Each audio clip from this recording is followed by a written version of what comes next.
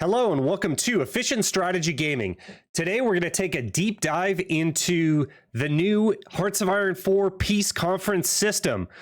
So if you enjoy this type of content, if you've been watching my coverage of the Hearts of Iron 4 developer diaries, please leave a like and subscribe for more content.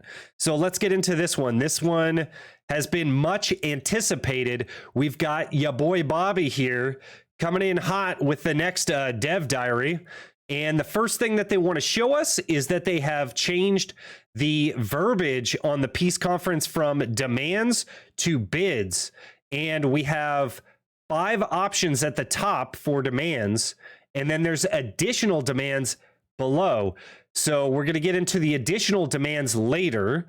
The 5 demands that I think that you could do is claim state, puppet. I'm not sure what the fist is, and I'm not sure what the megaphone is, but the new one that they're adding here is the fact that you're able to make demands for navies.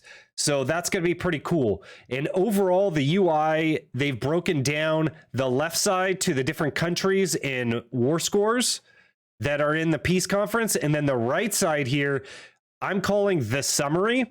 So essentially like what has transpired in the peace conference. I think that that's how it's going to work. I'm not entirely sure.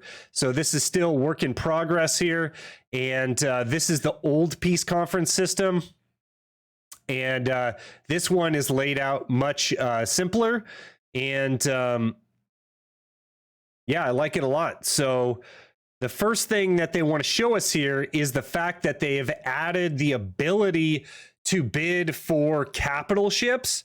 It doesn't look like you're going to be able to bid for screens. So what's going to happen is you're going to try to bid for or demand the different capital ships that will automatically be given screens in a ratio.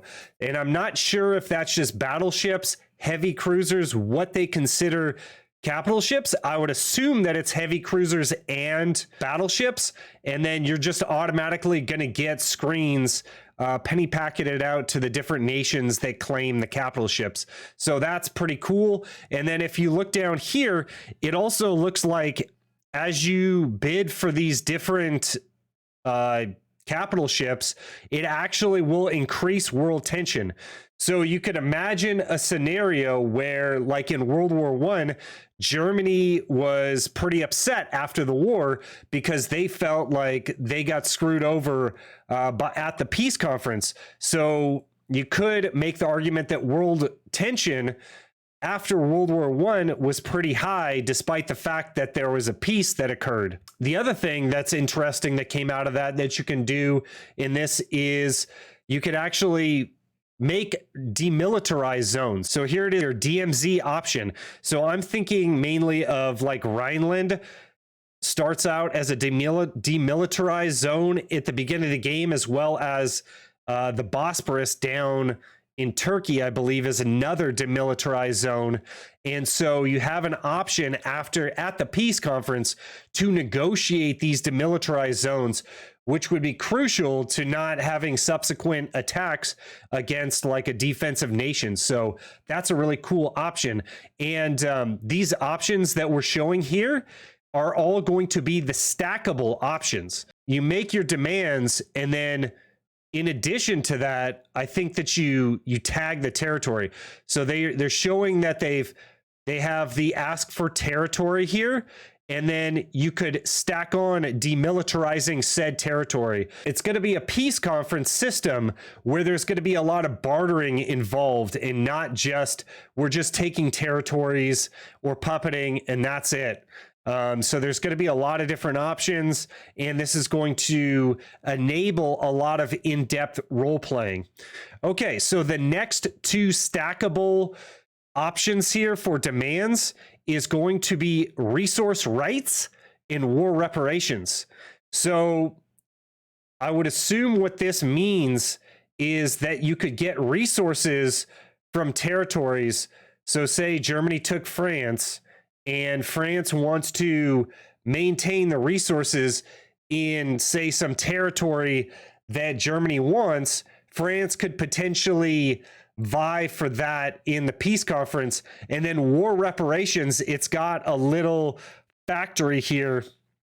So I'm not sure if that means you donate civs or mills to a country, or give the territory up but still maintain the civs. We'll have to see how that shakes out. And then the other option is that you can dismantle military factories. So after the peace conference, you could say you took out Germany, say you're going to have to dismantle all your military factories, and then there would be probably a time frame from which Germany would be able to militarize again, just like after World War I again. They were made to dismantle their military industry, and then they had to rebuild that from 1918 to 1939 when they started up war again. So a lot of role-playing options here. I think that it would be cool to have a mod in place, or perhaps an option in the base game where you could play from 1918 all the way on to World War II, or perhaps you could play World War I and World War II. A lot of different things could happen in that time frame, but it obviously allows for a much richer peace conference experience. Of course, this is going to have to be boiled down in multiplayer, because what will happen is there'll be a lot of arguments, a lot of holdups, and things like that.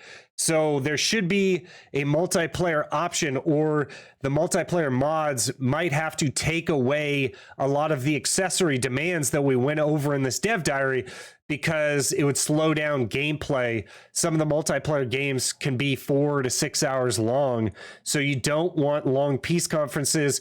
Kind of everyone knows what's going to happen. It's just a war of capitulation in a historical competitive multiplayer game. But the mods can fix that, and then the RPers get all the different modes here.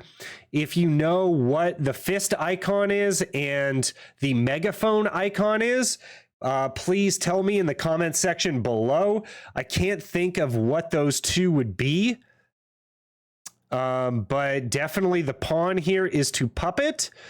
Maybe the fist is a satellite. I'm not quite sure, or perhaps the megaphone is a satellite. There's different types of puppets that you can have in Hearts of Iron 4, but it does not describe in the dev diary what these are. And I'm super pumped for the ability to be able to negotiate for a navy. In the current Hearts of Iron 4, what you have to do is puppet off part of a country, say the United Kingdom, and then the AI largely controls that navy, so you don't get it yourself, but you could feed the puppet like oil so that the UK can still run out their navy and help with securing world trade or securing the high seas. So that's going to be it for this Hearts of Iron 4 developer diary. I'm super excited for everything Hearts of Iron 4 developers are coming out with this go around. So please leave a like and subscribe if you enjoy this type of content, and I'll see you on the next one.